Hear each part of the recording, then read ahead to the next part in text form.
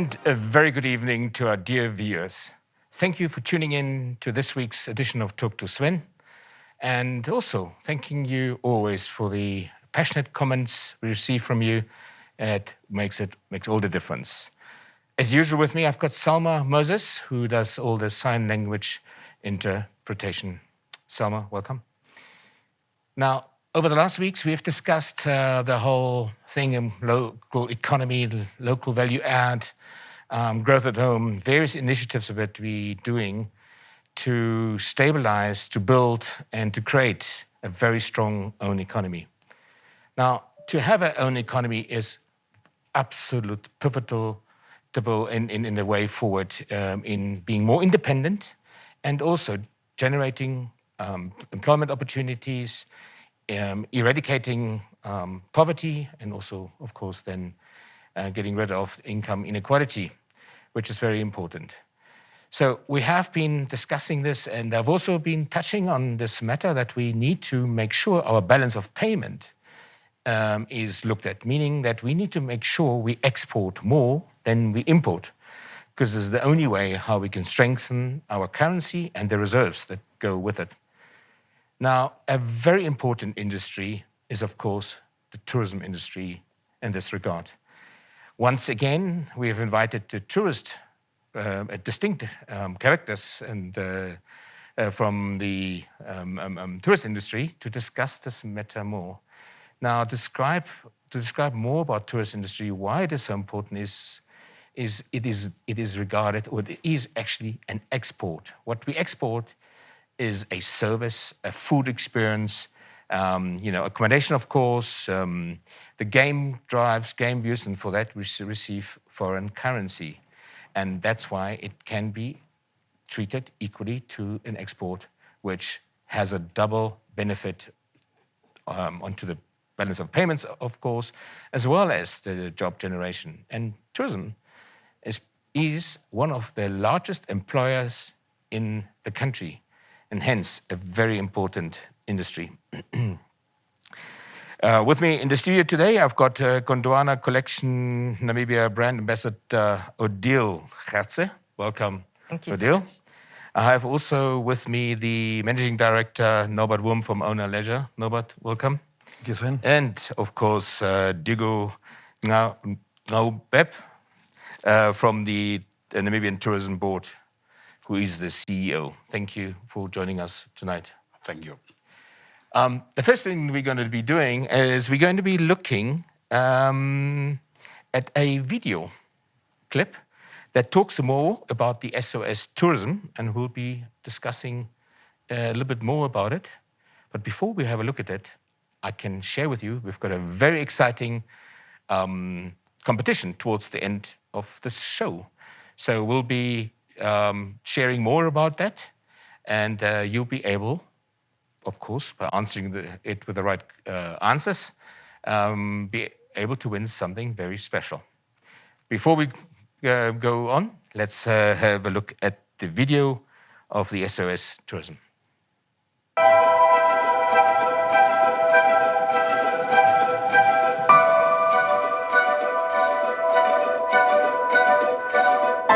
we are currently on Nelson Mandela Avenue in Kleinwindhoek at the Gondwana Collection offices, and we are here looking at the fleet from Namibia to go parked outside in a non-obstructive, peaceful manner to remind the public of the importance of the tourism sector.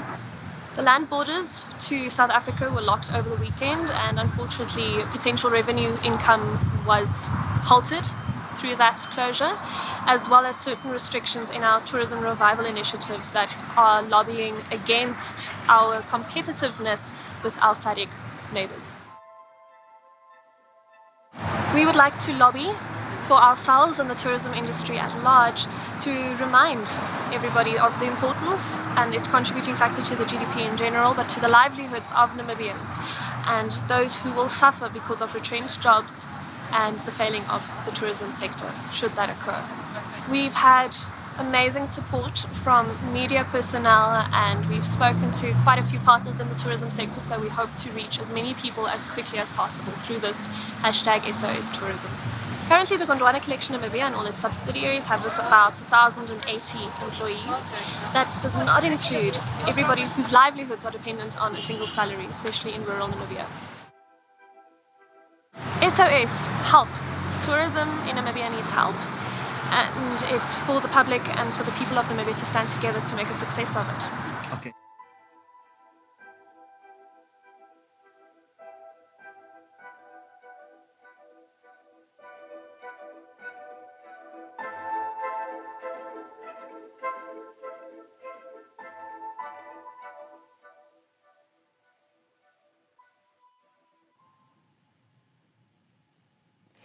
It seems like a wonderful initiative. Odile, let me start with you. The hashtag SOS Tourism movement. Yes. What is the exact purpose?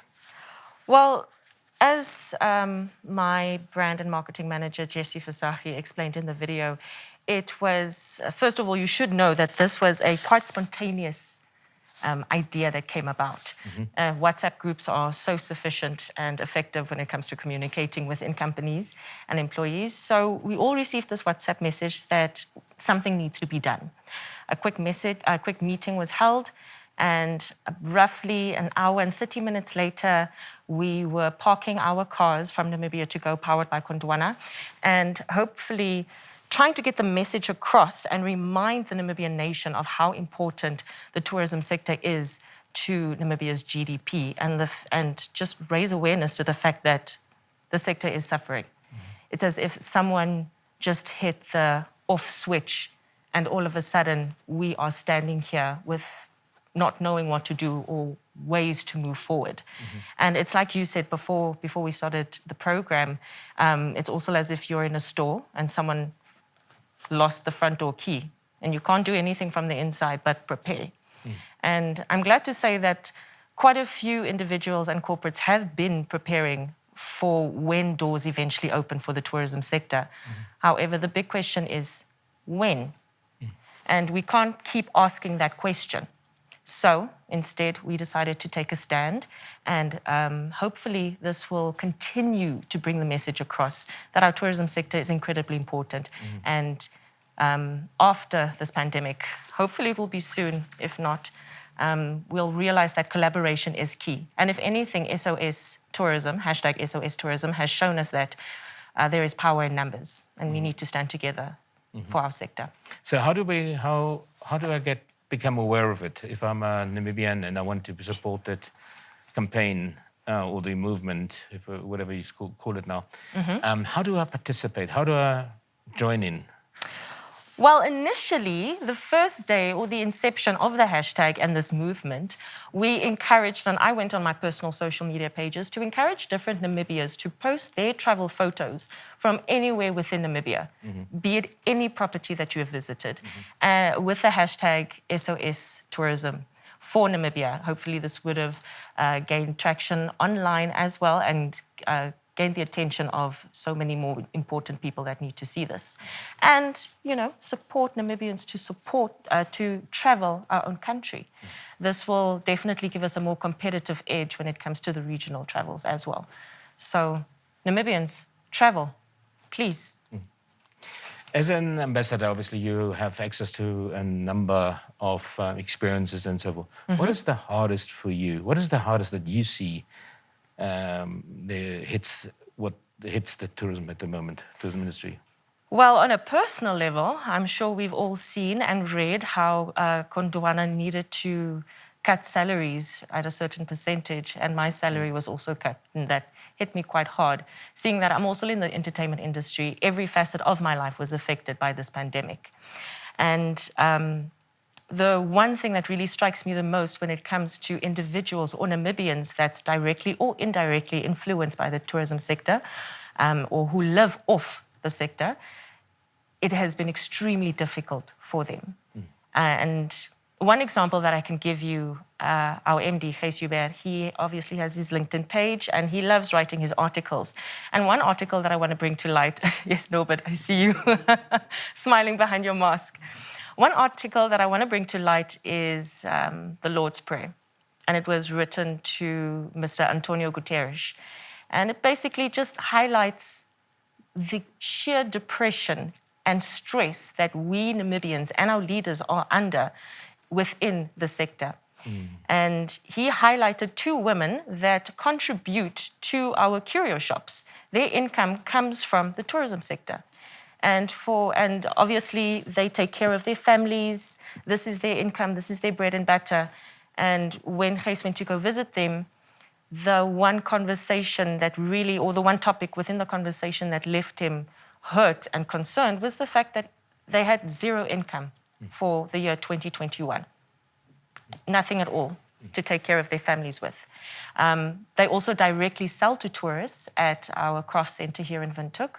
So all facets are affected by this. And as a brand ambassador, it breaks my heart to see that every individual is affected. Yeah, great, thank you. Norbert, I mean, you as the managing director, obviously at the helm of the owner leisure, I mean, you have the same, right? The same experience? What are the biggest challenge right now? Yeah, I think we're all in the same boat, and there's an African proverb that says, you know, the rain doesn't fall only on one roof. So everyone's impacted, like Odile said, you know, it's across the country, and whether it's rural, urban, and big or small, everyone's impacted by this. So I think the biggest challenge, I think, for us as a country is to remain hopeful, you know, to remain positive. We need to give people hope. We need to give people the vision that there is a tomorrow.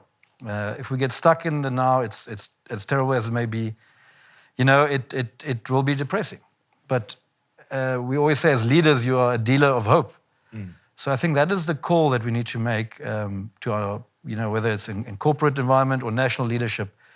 You know, we need to give people hope that there is a tomorrow, there is a light at the end of the tunnel. So I think that is, for me, a big challenge, that we continue sending that big message and that positive message, because the world hasn't stopped turning. It will carry on, but we need to reach the other side.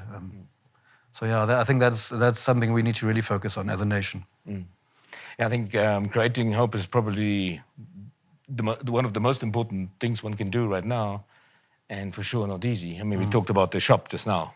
Yeah. The key's lost. Yeah. Now we have to give hope. Nobody can get through the door at the moment. Yeah.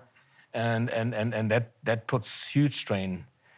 The one thing, you know, is, you know, I think we always say, you know, we have the COVID pandemic, and then, you know, we had the World War.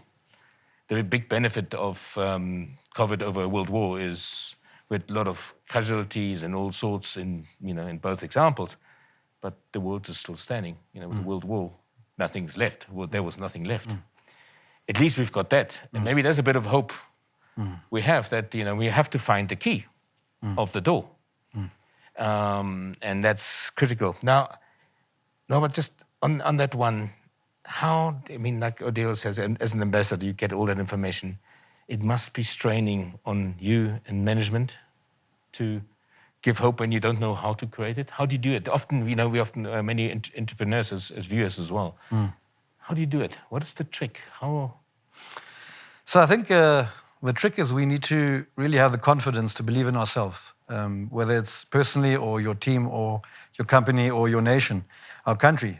We need to believe in ourselves, and if we do, you know, we will see a future, and you know, we can nourish each other with positivity, and you know, make sure that once we have that confidence and positivity, we can also you know, give that to others. Namibia is a diverse country, and you know, the country has gone through so much, and our people are beautiful people. We have gone through so many ups and downs. So we are resilient as a nation. You know, whether we're arid, it's an arid country, and there's drought, and you know, all the challenges that have been thrown at us. So that resilience, I think, we must not forget that. So staying positive personally is important. Having the confidence to believe in us as a country, not giving up. Sometimes we feel we are this close to that, finding that key or opening that door.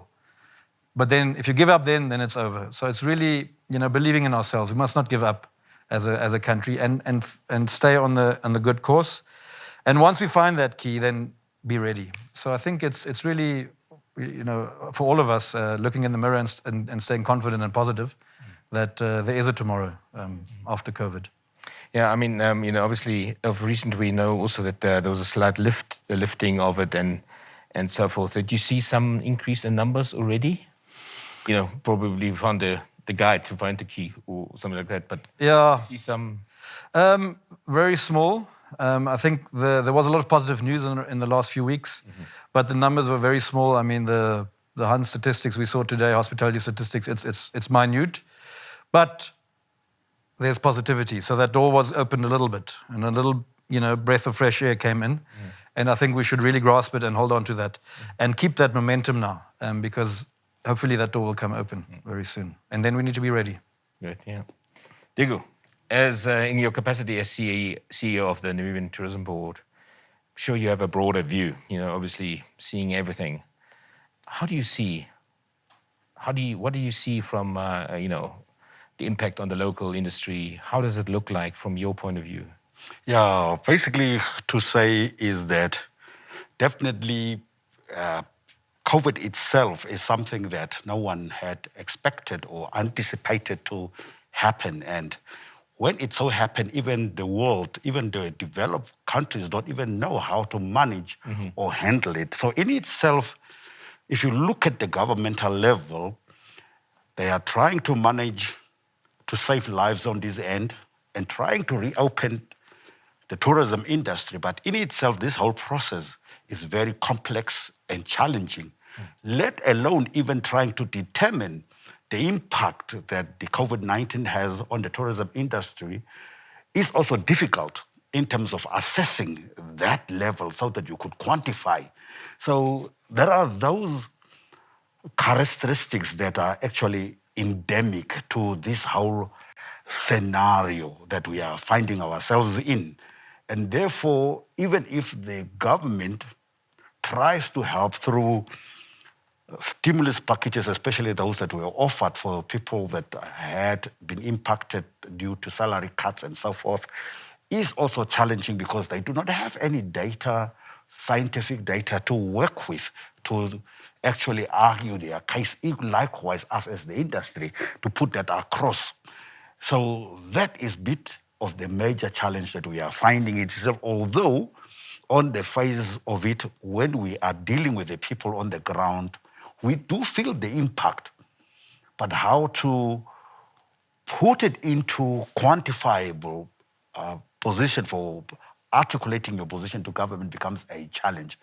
Equally, as I said, and as Norbert is saying, yes, the government has seen the plight of the tourism industry. That's why the head of state already back as far as July offered as part of it for tourism revival initiative. But even in itself, setting up those protocols and guidelines has been challenging because now when you open up the tourism industry, there are now people traveling from other countries that are equally affected and infected. How do you manage them so that you do not have community intra-infections?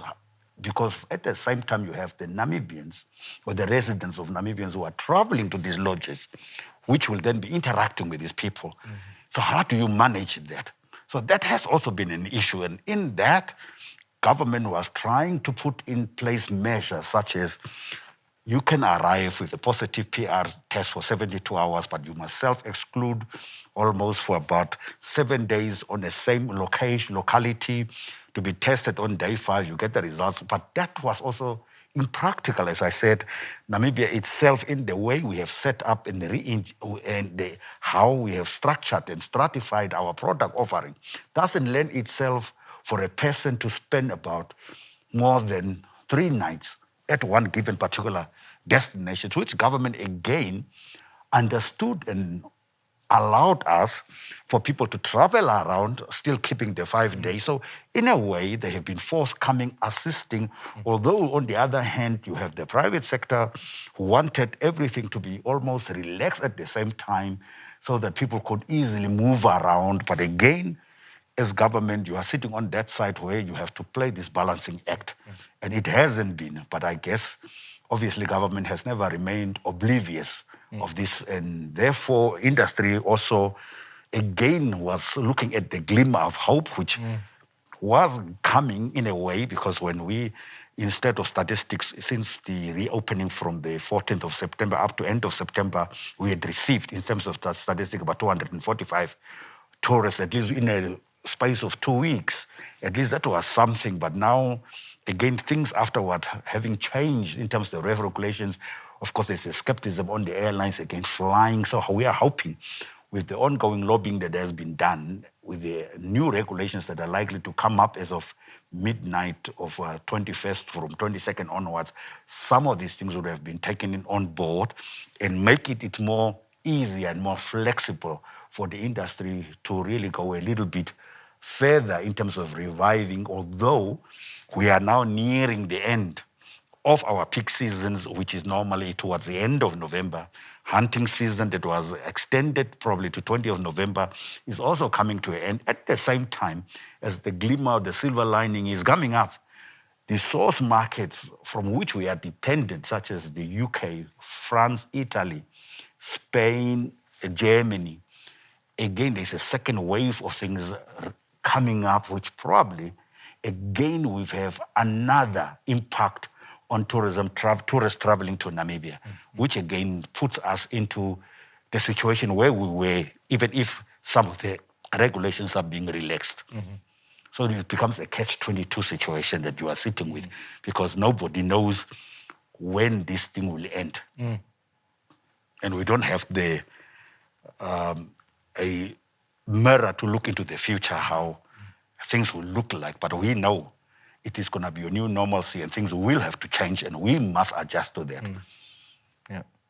I think the one thing which is very clear is that, we're talking about the difficulty of balancing, between, safeguarding people versus economy and all these different things. But, when we come back to the example of the key, I think when we found our key now, and you're saying 2021 October, there may be further relief in terms of the regulations, is that means we'll only find the key for the shop. We still have to find the key for the shopping center.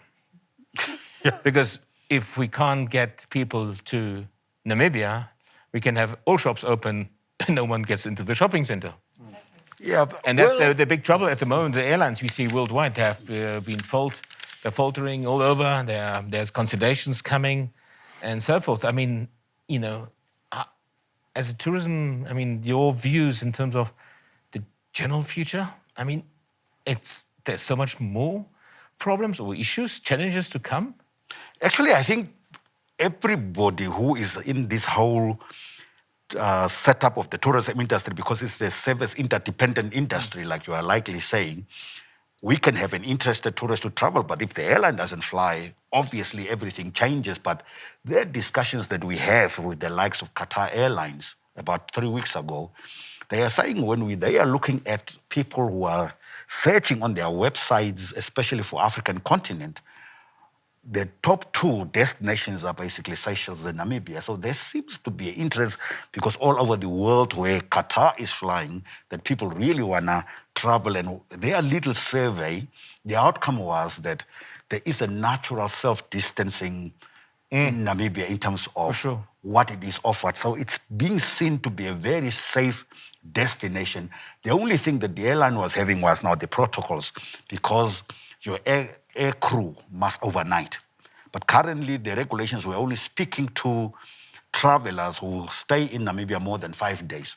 Now, we never thought, or the people who were drafting the regulations never thought of a person who could come into the country for 2 days or 3 days or 4 days, because you can only be tested at day 5. So they didn't know how to handle, if I stay only for 2 days and I leave the next day, what is it that I need to present at the airport? So that is also the calamity that the Qatar was facing, because otherwise they were now required to fly with 3 sets of crew, one that will probably be quarantined, and then the other that must now fly back, because the other will be tired, who have come in with the flight out of Doha, because it's almost a 9 to 10 hours flight. And there are international regulations about the rest of air crew. So that has been. So if those things are resolved and those things are made clear, again, there will be a silver lining coming up. The door will be strong, a little bit opening up wider. The same happened with Eurowings, because us as Namibia was red listed in Germany, Switzerland, but early as this week,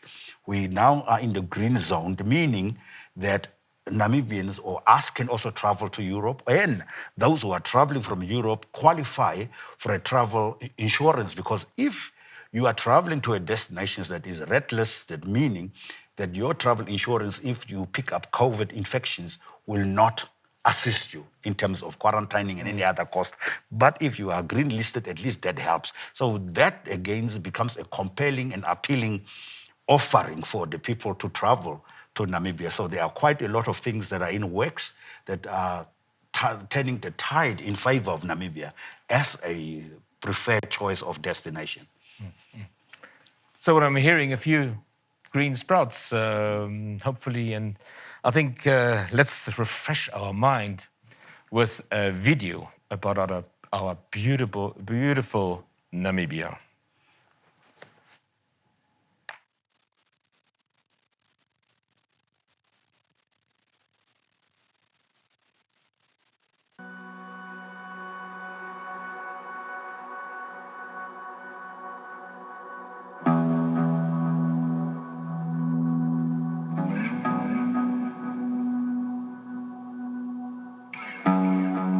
Infinite blue skies, vast landscapes that roll into forever. The ancient Naobeb desert that meets the ocean with a kiss of mist. And waiting for you to sing love songs to us once again. Of hearing the elephants rumble and the lions roar. The laughter of children fishing in the river without a care in the world. Gazing at Ruacana Falls as the Kunene tumbles between the old baobabs, driven by its ancient yearning to reach the sea. Standing on a Kalahari dune at sunset and raising our glasses to this wonderful adventure of life.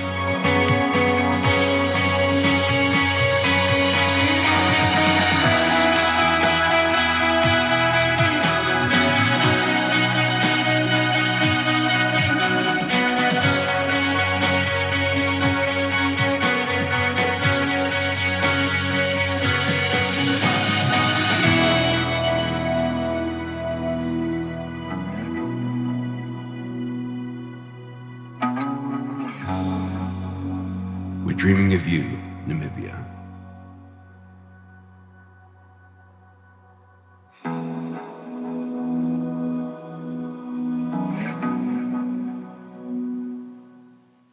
Yeah, when one sees that, my whole heart was warming up. And, if I look at these pictures, and that's not subjective, of course, as a Namibian, but I think we probably got one of the most beautiful countries in the world. And that way it just makes one, somehow lifts one up again and so forth. So, Norbert, Odlie, what are the opportunities? I mean, with every good crisis, there's an opportunity.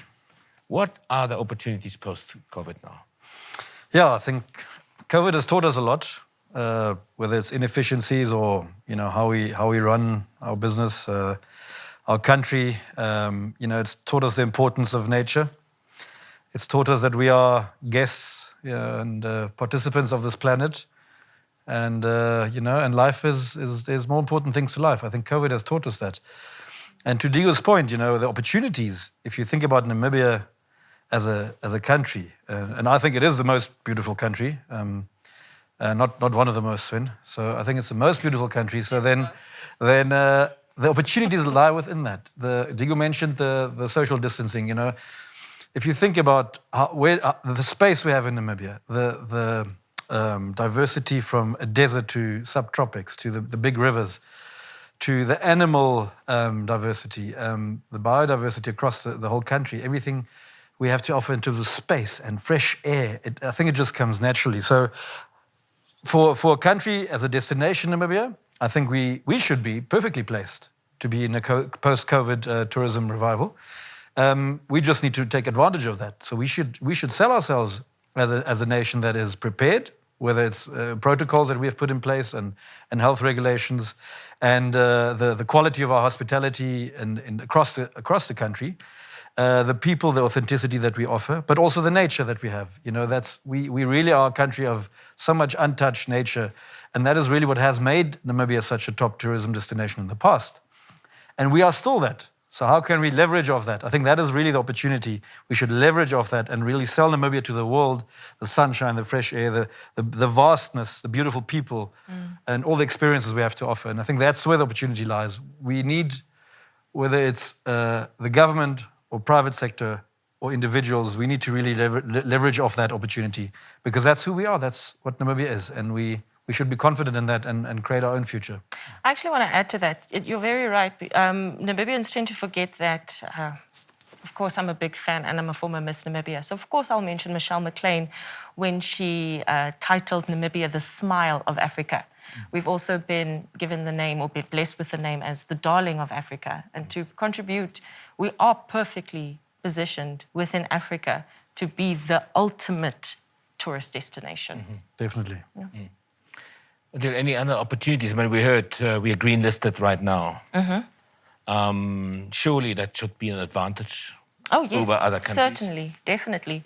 I cannot sell Namibia anymore, no matter how patriotic I am, because this country is stunning and beautiful. And the videos are online, we can join forces, but the main thing for me and for Gondwana, I believe, is that collaboration is key.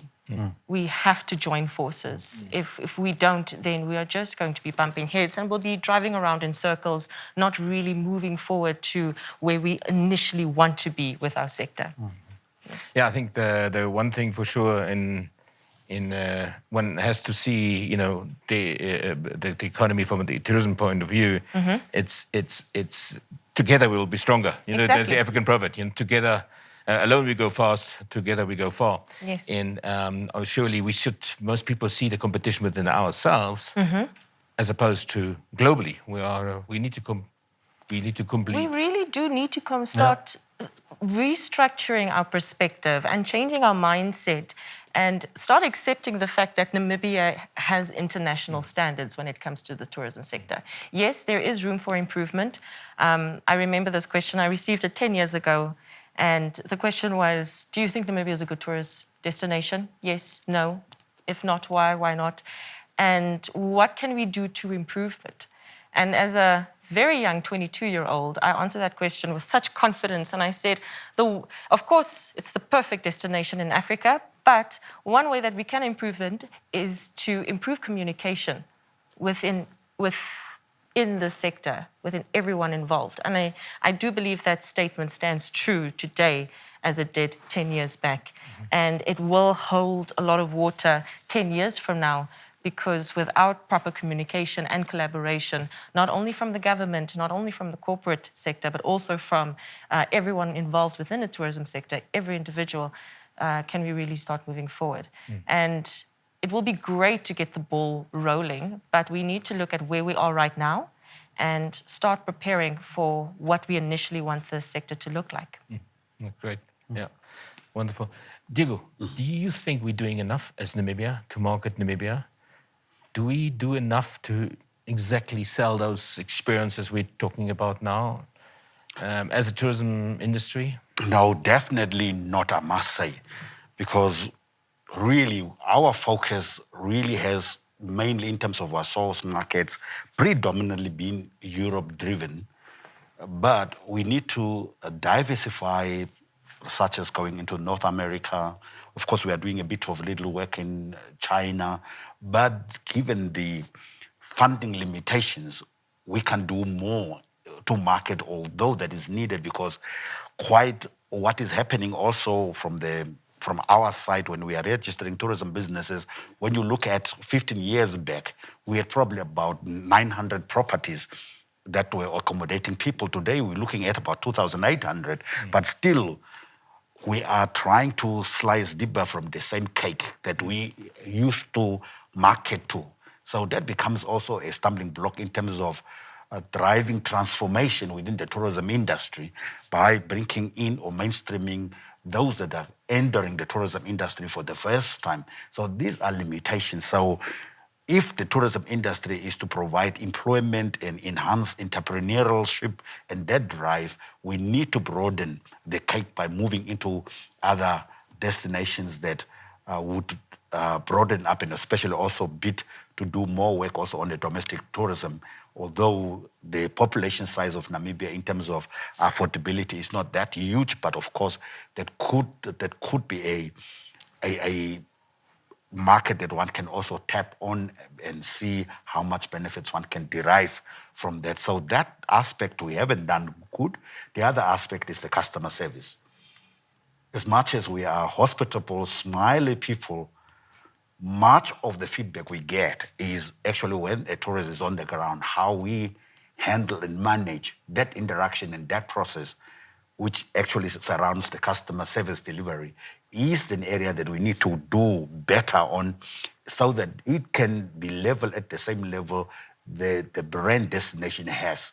And I guess that is area that needs more work to be done on. Of course, us also as Namibians are fully aware. When you go to a restaurant or to a retail shop, the kind of reception you do get, no matter what your standing is in the society. So that aspect needs some improvement on so that one can then package a comprehensive package about the brand destination Namibia. The room of improvement I spoke of. Yeah. Yes, always. Yeah, we've got comments here from Tina. She says, we need to sell Namibia to both the world and Namibians themselves. There is so much more of our country our locals need to discover as well. It's good to see how more Namibians of late are touring the country. I think many people actually criticize the tourism industry as well. You know, now you need us, basically. You know, there's also quite a few comments coming like that. And there's another comment from Marisa Pampe who says we do not do enough to market Namibia, and I think we all concur. There's a lot more we can do, and I think one of the purposes of coming here together, Talk to Sven, is to really talk that through and to see that there's a huge need, and then for all of us to stand together and also the consumers. Unfortunately, I must say, it's such an exciting conversation. We're already running out of time here. Maybe a final word from yourself, Odlie. I do actually want to comment on what you just said there, where Namibians feel that their tourism sector finally needs them. Yes, that has actually always been the case. As a brand ambassador, not only for Gondwana Collection Namibia, but also for Namibia, I strongly believe that we should be teaching our children about our home first before we take them to Europe and abroad. And it's fortunate that I do work for Gondwana Collection because they have incredible specials, especially for Namibians. And I'm always echoing the Gondwana card, or our many profit centers, such as the Cardboard Box Travel Shop, that includes other properties that do not belong to Gondwana at all. So our focus is always Namibia.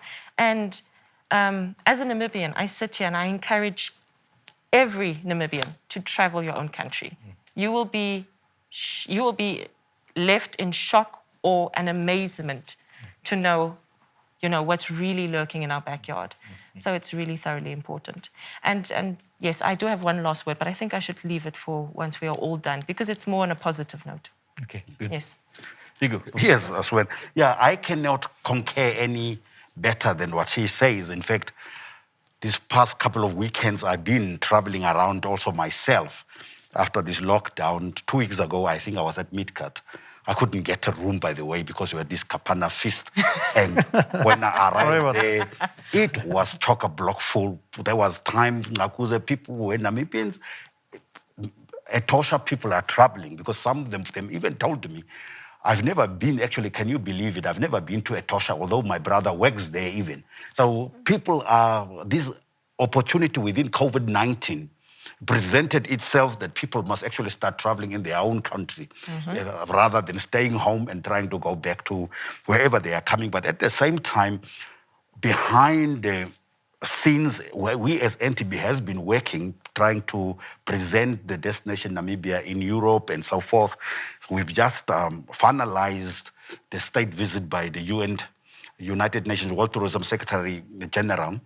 He will be, through our ambassador, Ahamup in France, he will be visiting Namibia from the 1st to the 5th of November, again trying to elevate the importance and the contributions of the tourism industry, because we will be having visits to the courtesy visits to the president as well as the deputy prime minister and our own minister, to again continue to endorse and resuscitate that understanding, and possibly them bringing that messaging to here. They would probably understand, as UN WTO organization, why reopening and revival of tourism industry is very critical. So there would be that voice that would probably add value to what we as the industry are doing, because sometimes people always see us as the industry that wants to be treated uniquely. What about other sectors, construction sector and all this type of thing? But again, is trying to really keep that momentum and that spirit. Great, thank you. Yeah, Norbert. Yeah, I think I would like to touch on the positivity. We need to survive. We need to show cohesion as an industry. So for me, it's short and simple. You know, we mustn't give up as industry leaders, associations, as our national leaders. We're driving through a storm. If you stand still, the storm will carry on, and you will be stuck in the storm. We need to get to the other side. We need the direction. We need the hope that there's light at the other side, and we mustn't give up. So I think, and that's the important thing, that across industry and government and the sector in general, we mustn't give up. We must stay the course. Yeah, absolutely. There's only one thing. That's the only thing we could do. Yes, exactly. Odile, you wanted to say something? Yes, actually, this is a message from Manfred Goldbeck, or Manny, as I call him. We all call him. He did give me something to give to you, but it's not complete yet. It's still in printing. I just actually wanted, or Gondwana Collection wanted to congratulate NBL for their 100th anniversary. I think that is something positive that we can look at, especially considering 2020 and the year that we've had. Namibians really do appreciate their beer so much more. Good. I mean, that's another reason. I'm not subjective at all. Another reason come to Namibia. Exactly, our wonderful beer. In a closing word from Gerald Cooper says, what about also using cultural history more to get the locals more involved? It seems it's mostly the nature utilized. So I think, again, I think there's a number of opportunities we need to identify. We need to see how we get out of the blocks first. I think in Namibia, we have to put our heads together to see how we are first before everybody else. And hopefully, you know, with the green listing that we have right now, that we can get that momentum. So let's stay hopeful. It's the only thing we can do, and get ready when that second door is, well, the first is opening complete and the second door also, to be able to go forward. And as the CEO Digu said, you know, we need to find ways, we have to raise the awareness. I can only concur. Tourism is probably one of the most important industries of Namibia. And I think that's worth promoting and so forth. One exciting thing for next week is you have to name one ONL leisure resort and one Gondwana collection resort to be able to win a weekend away for two, including dinner, at some time you choose. So Sven, the can't competition... we please give them like a hint or something? Sorry? Can't we give them a hint or something to play so that the odds are in their favor? Yeah, no. Odile, no. No, anyway, so we will be, it's going to come out straight after the Facebook session. You'll be, get onto the, talk to Sven, and you'll give your answer, and then they will choose a lucky winner. With those final words, and I'd like to thank Odile, Digu, Norbert, and Selma. Thank you very much. Looking forward to see you next week. Good night, and until next time.